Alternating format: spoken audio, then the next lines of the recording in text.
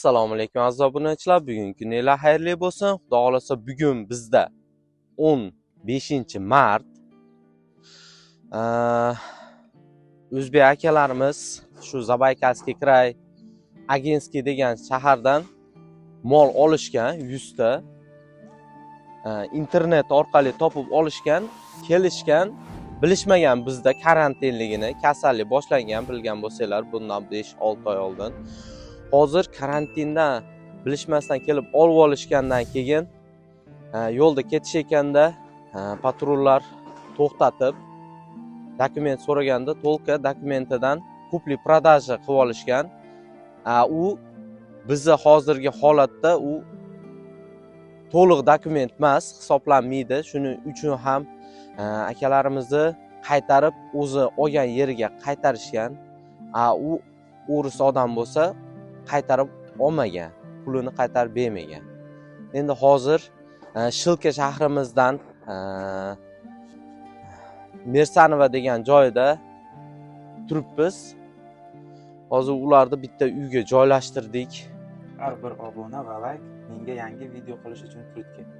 Agar videoni yoqtirgan bo'lsangiz obuna bo'lib qo'ying. Izoh qoldiring, sizning fikringiz juda muhim. Esinglarda bo'lsa Dada Peta deb traktorist bizni Senekos'larimizda qilib yurgan odam edi, traktorist edi. Ashi Dada Petani uyi bor ekan, qishloqda kerak emas, ashi yotgan uyi bor ekan. Ashini bizga berdi hozir chekini. Hozir biz shu yerda ushlab o'tiribmiz, paka. Xudo xolasa dalneyshi planlar yo'q. Nimaga deganda Novosibir, Moskva, katta shaharlarda ham уже karantin qilinibdi. Biz uni bilmaganmiz. Endi mana bu mollarini sotishgami yo olib chiqib ketishdimi, yo'llarini qilishga harakat qilyapmiz. Olib chiqib ketishdi.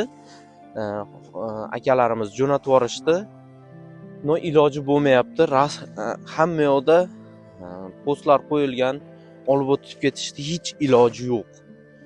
Bularda akalarimizning xatosi yana hozir veterinarlar bularga svязga chiqib qadasanlar, mollaringni qaytarib berish olmaganingdan keyin qadasanlar desa, biz Shilka degan shahardamiz deb adreslarni aytib qo'yishgan.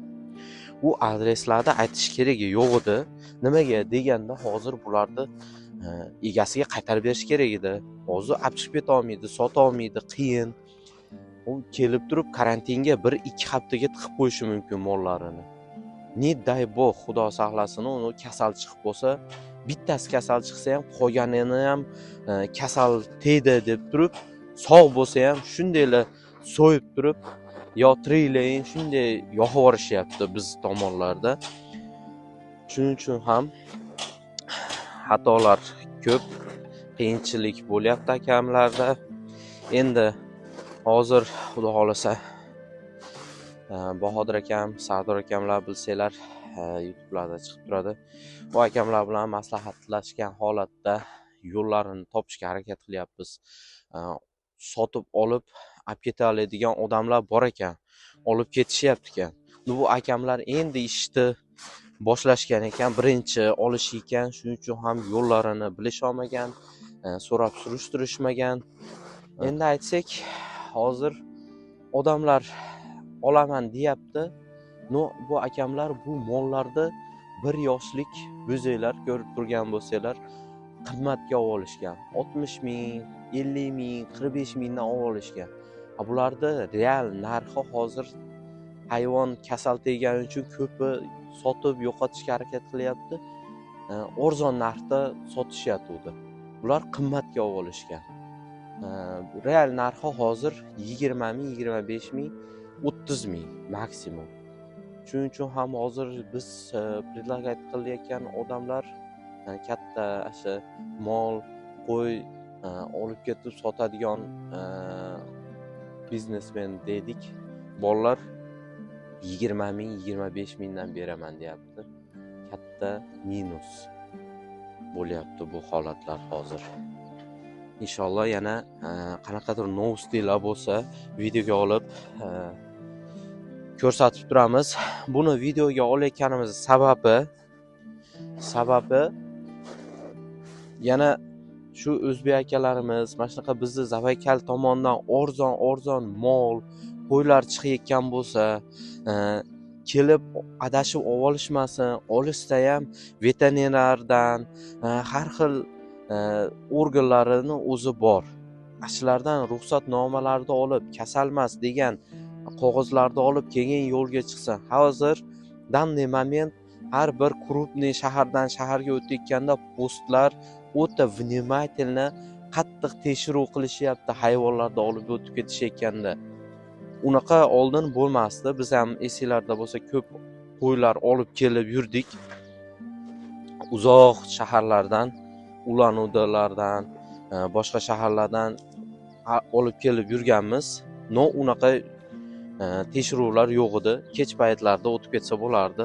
Hozir akamlarda katta minusi bor ekan. Problemasi nima desa, kech paytda yurish kerak edi. Hayvon tashiyotganlar, asnomnon furachilar kech paytda yo'l olishadi. Kech paytda yurishadi. Nimaga deganda, kech paytda postlar unaqa tekshiruv bo'lmaydi. Postlarda to'lqa bitta охрана yo politseyskiy turadi. Har xil tekshiruv organlar, veterinarlar, ular kunduzi turishadi, kechqurun turishmaydi. Shuning uchun ham, shuni sababi uchun ham kechasi yurishadi hayvon tashiydiganlar. Bular kunduzi yurib yorishgan, kunduzi ushlashib olgan. Agar kech paytda yurishganda o'tib ketishardi. Endi vallohu alam, shans ko'p edi o'tib ketib, bez problem yetib olishga. Shunaqa gaplar hozir. Endi novostilar bo'lsa yana bir qator videoga olib tashlab turamiz. Mana aziz obunachilar, bo'zaklarimiz. Mana 8-9 oy, 1 yosh, 1,5 yoshliklar. Mana molar oshib ketsa 8 oylik, 9 oyliklar mana bo'zaklarimiz. Jicha qimmatroqqa olishibdi akalarimiz. Svязga chiqqanda biz inshaalloh arzon topib berardik. Bularda real narxi hozir danniy moment kasal tegani uchun hamma yo'qotishda harakatida bo'lgani uchun bularda real narxi shu 20 ming, 25 ming, 30 mingga yetib boradi. Birargilar 15 mingdan ham sotib olishyapti mana bu katta bo'zaklarini. Yo'qotish hisobiga. Nimaga desalar, kasal tegsa shu 2-3 kun ichida o'ntarilyapti. Любой hayvon. Hozir bizda inshaalloh bu hayvonlarimiz kasal emas deb o'ylayman. Nimaga desalar, уже bir hafta davomida bularda turibdi-kanda, уже 5 kunmi, 6 kun bo'libdi. Bu yerda o'zida 2 kundan beri turibdi mana. Shuning uchun ham hali bir kasalligini ko'rmadik. Inshaalloh yana dalshi kasal bo'lishmasin. Esal omon olib ketishsa yo'li bo'lishsa, hozir biz ham istayapmiz. Inshaalloh yordam beraylik deyapmiz. Musofirchilik qiynalib qolishibdi. Shuni hisobiga yo sotib iloji boricha yo olib ketishni iloji bo'lsa olib ketib bir yo'lini qilishga harakat qilyapmiz. Bu yerimiz ham hozir bu hayvonlarni ushlab turish ham oson emas. Kuniga kamida 15-20 ming rasxod ketyapti. O'zinglar ko'rayotgan bo'lsanglar, yemoq, ichmoq, o't, suv, buvlar ham hammasi arzon-mosmo. Shu yerlar ham turgan yeri ham arendaga olindi. Shunisi kuniga 5 mingdan to'lanyapti ekan. Shunaqa.